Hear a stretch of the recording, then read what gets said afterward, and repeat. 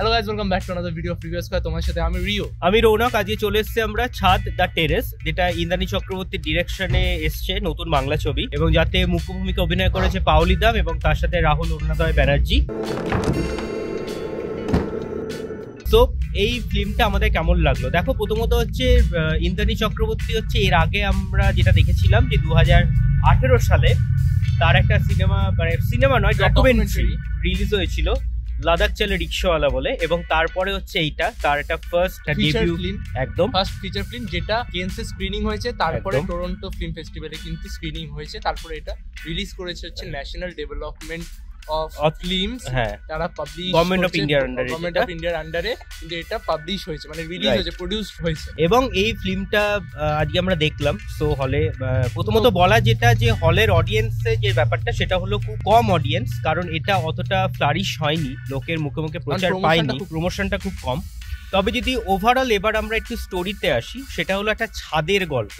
ছাদ মানে হচ্ছে দেখো বেসিক্যালি যেটা বলা যে আমরা যদি নর্থ ক্যালকাটা চিন্তা করো, নর্থ ক্যালকাটাতে অনেক পুরোনো দিনের বাড়ি থাকে এবং সেখানে যে শরিকি ঝামেলা যে ব্যাপারটা, এবং সেখানে একটা ছাদ ভাগ হয়ে যাচ্ছে, বা ছাদে গিয়ে যে নতুন কিছু বেরোচ্ছে বা সেখান থেকে গল্প আসছে, ইচ অ্যান্ড এভরিথিংস, মানে তোমার সেটা যদি হয় ধরো কাক, পায়রা, প্রত্যেকটা এলিমেন্টকে সুন্দরভাবে এখানে দেখানো হয়েছে। এর যে শর্ট ডিভিশন গুলো এবং তার পাশাপাশি হচ্ছে যেটা সিনেমাটোগ্রাফি, সেটা কিন্তু দারুণ হয়েছে। যদি বলি তাহলে স্টোরি কথা বলতে গেলে অনেকগুলো স্তরে গিয়ে কিন্তু স্টোরিটা আমাদেরকে অনেকভাবে ইনফ্লুয়েন্স করছে, সেটা কিন্তু আপনাকে থ্রু কথাবার্তা, থ্রু সাউন্ড, থ্রু মানে ভিজুয়ালি আপনাকে কিন্তু অ্যাপিল করতে হবে, তা না হলে কিন্তু স্টোরিটা আপনার মনে হবে যে খুব normal, nothing is there, but আপনাকে ডাউন দ্য লেন একটু ভাবনা চিন্তা করে কিন্তু গল্পটাকে আগাতে হবে, তা না হলে কিন্তু গল্পটা আপনাদের খুব একটা যে মনে কাটবে আমার মনে হয়। রাইট, অ্যাকচুয়ালি আমরা হচ্ছে অভ্যস্ত খাদান বা ধরো এই কমার্শিয়াল সিনেমা যেগুলো ধরো সেগুলো দেখাতে অভ্যস্ত।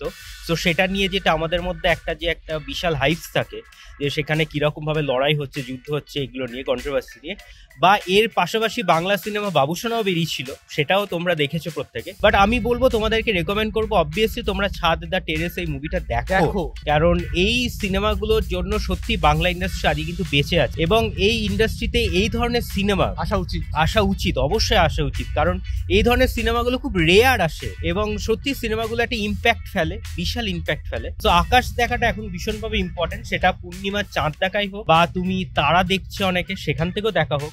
তো এই ধরনের সিনেমাগুলো কিন্তু এইভাবেই গল্পটা তৈরি হয়েছে এবং বেড়েছে খুব সুন্দরভাবে, দারুণভাবে প্রেজেন্টেশন করা হয়েছে। তো ওভারঅল বলতে গেলে ছাদ দ্য টেরেস মুভিটা কিন্তু আমাদের বেশ ভালো লেগেছে, এবং আমরা রেকমেন্ড করবো তোমরা অবশ্যই হলে গিয়ে সিনেমাটা দেখো, কারণ লাস্ট এন্ডিংটা এমন ভাবে করা হয়েছে তোমাকে ছেড়ে দেওয়া হচ্ছে পাবলিকের কাছে যে পাবলিক কি বুঝবে, কারণ এটা নিয়ে খেটেছে ভীষণ ভালো।